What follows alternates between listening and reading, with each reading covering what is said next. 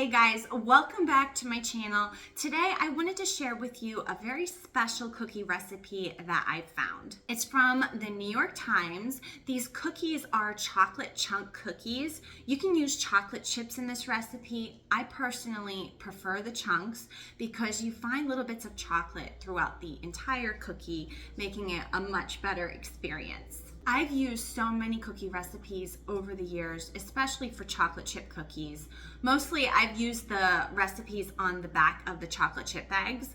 That was my go-to for chocolate chip cookies for the longest time.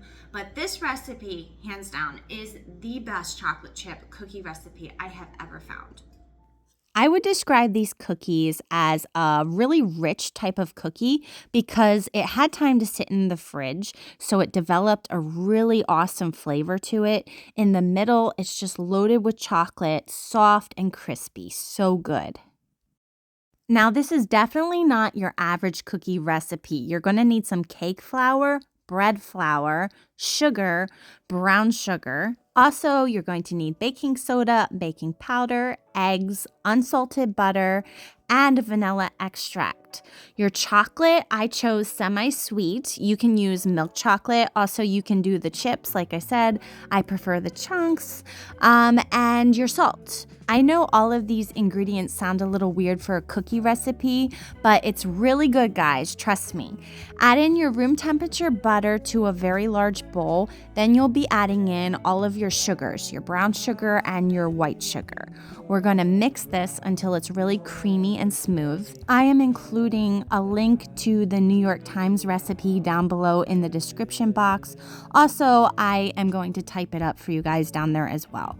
Make sure you always scrape down your bowl. You don't want to leave anything behind. Once that is all mixed up, we will be adding in our eggs. We're working on our wet ingredients just like any normal cookie recipe. Always do the wet ingredients first, your vanilla extract, and then we will mix this up as well until it's creamy, smooth, and ready for our dry mixture.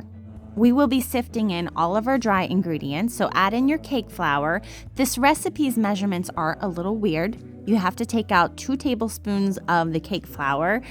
I don't know why, just follow the recipe, guys. Bread flour, your baking soda, baking powder, also your salt. Once all of our dry ingredients are added, we will be sifting all of this through. It can be a little bit heavy, but once you start working it, obviously it gets easier. Don't inhale while you're doing this. I always hold my breath or I'll just end up coughing from the flour that's up in the air.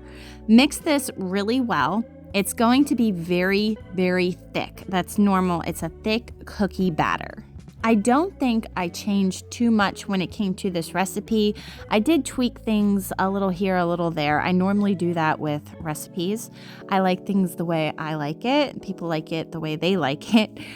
This recipe did call for coarse salt. I did not do coarse salt. I used fine salt, and I adjusted the amount because you don't want your cookies overly salty if you're using a finer salt. Chop this chocolate up until it becomes coarsely chopped. It doesn't have to be super fine. You definitely want it in chunks still. You don't want it to where the chocolate just melts into the cookie. You want it still in bite-sized pieces. This is the last step. For now, we're going to be adding in all of the chocolate into the bowl and mix it up with a wooden spoon. I find that a wooden spoon is easier when you're dealing with cookie batter because it's not as sticky and it's easier to move around. Some of these pieces I didn't chop up so well, so do what you need to do to get that incorporated.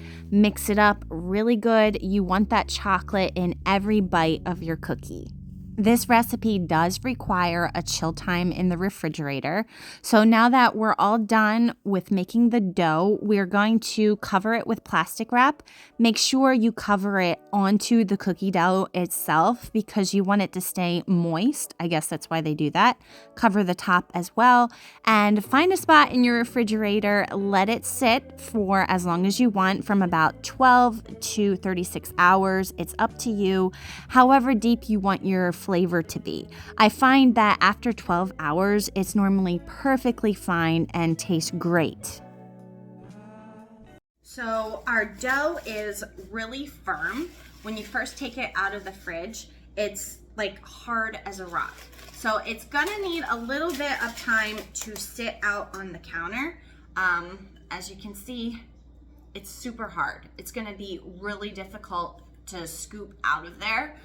So I'm gonna just let it sit on the counter for about 30 minutes, and then we're gonna start scooping them up onto the trays and baking some cookies. Go ahead and get out some trays after the cookie dough has sat out for a bit.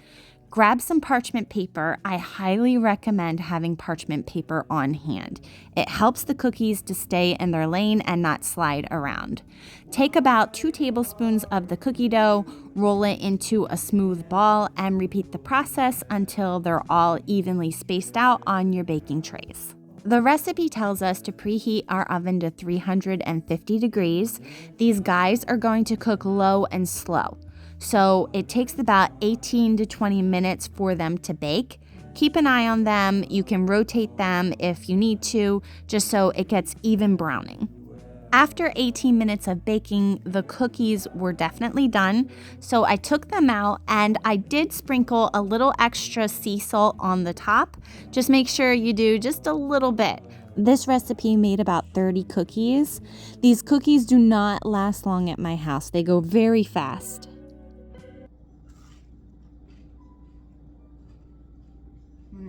It has the perfect mixture of crispiness around the edges and soft and chocolatey in the middle. Congratulations to the person that came up with this recipe. These cookies are fantastic.